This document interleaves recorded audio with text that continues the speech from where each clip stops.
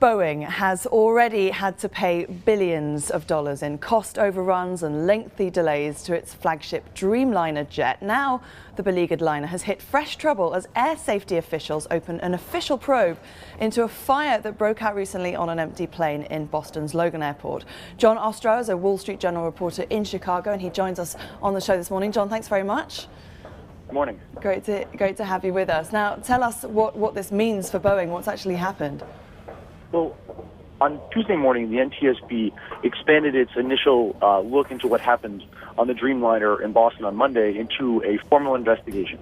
What that means is that they now name an investigator in charge, as well as official parties to the investigation. So the probe into the fire on the Japan Airlines 787 has officially become a formal investigation. That means an expanded look at what actually took place aboard that Dreamliner.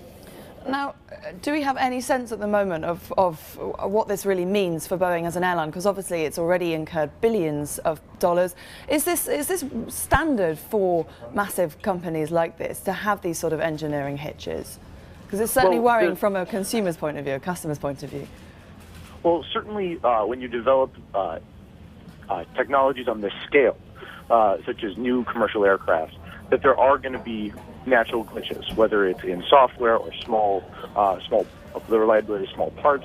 But what we saw on Monday certainly was outside of that normal teething problems that we've seen with the aircraft as of late. Certainly for the flying public, there have been analysts who have cautioned that if Boeing does not address the issues in rapid stead, that it could create a passenger aversion.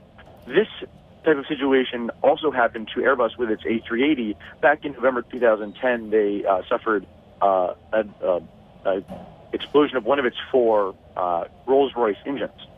And there was a lengthy investigation that followed after that event as well.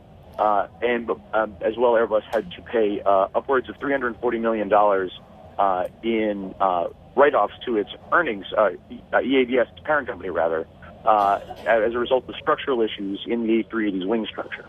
You mentioned the Airbus A380 there. What kind of impact do you think this will have on the wider industry as a whole?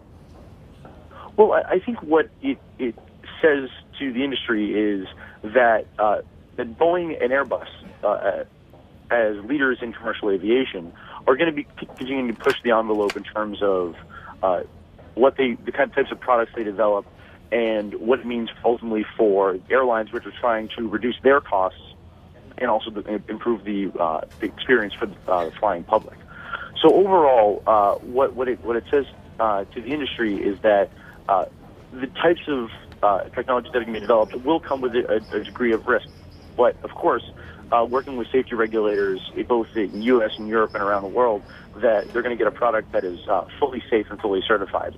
Let's hope so. John Ostrow, a Wall Street Journal reporter in Chicago, thank you very much for joining us.